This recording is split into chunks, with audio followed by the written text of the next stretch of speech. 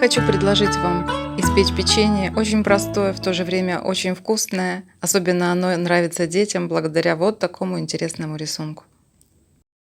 Понадобится 125 грамм мягкого сливочного масла, полстакана сахарной пудры. Как всегда, я использую стакан объемом 200 мл. Пакетик ванильного сахара и все взбиваю миксером.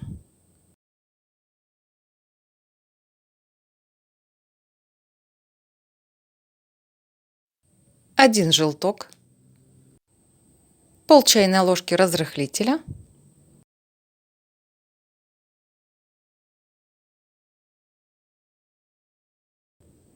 и постепенно начинаю добавлять муку. В этот раз у меня муки пошло больше, чем обычно, а именно 2 полных стакана и чуть меньше половины стакана. Поэтому я считаю, что лучше ориентироваться на консистенцию теста. У меня нет в доме весов, поэтому, может быть, масло больше взяла, может, яйцо крупнее было. В итоге должно получиться очень мягкое, нежное тесто. И главное, не переборщить с мукой. Все, тесто уже не прилипает к рукам, с ним можно уже работать. Посмотрите, какое оно нежное и очень мягкое. Я отправлю его буквально на 5 минут в холодильник. Тесто достала из холодильника и продолжаю дальше. Мне понадобится 2 кусочка теста размером с мандаринку.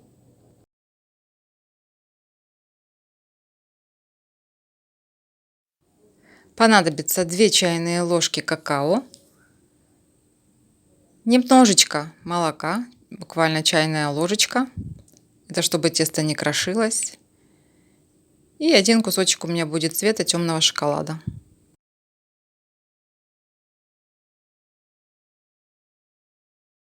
Для второго кусочка теста пол чайной ложки какао, немножечко молока.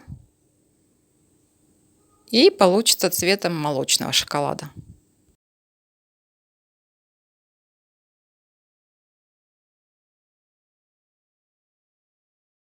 Поскольку тесто очень нежное, очень мягкое, для раскатки я воспользуюсь бумагой для выпечки.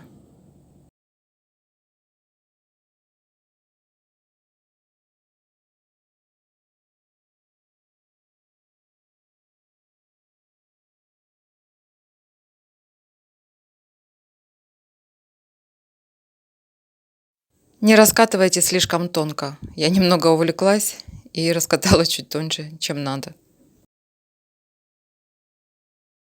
Темное тесто я делю на небольшие кусочки. На камере они выглядят больше, чем на самом деле. У меня получилось 16 штук и 16 штук точно таких же цвета молочного шоколада.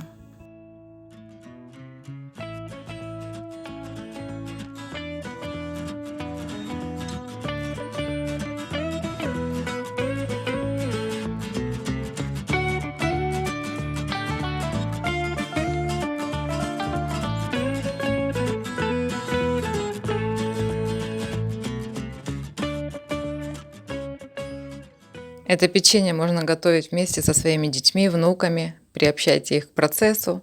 Вместе проведете время и заодно отвлечете их от гаджетов. Чтобы стакан не прилипал, обмакиваю его в муке.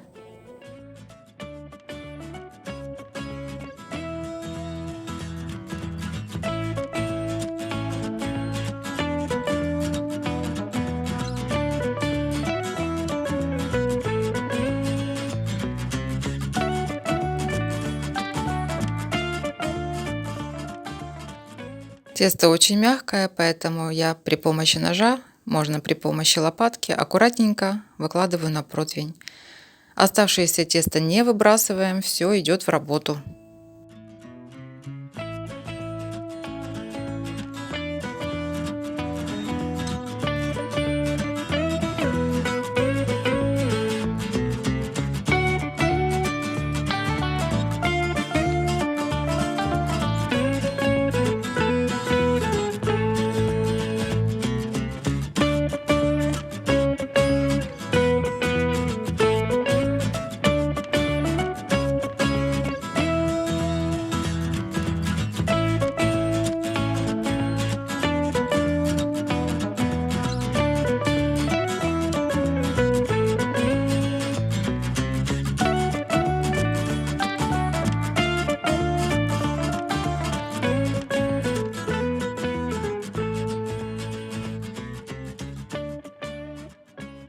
Духовку я разогрела до 160 градусов и буду выпекать 15 минут. Очень важно не пересушить его в духовке.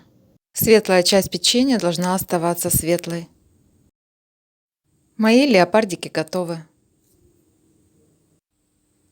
Покажу в разломе. Обычное печенье, но очень вкусное, с нежным сливочным вкусом. Всем приятного чаепития!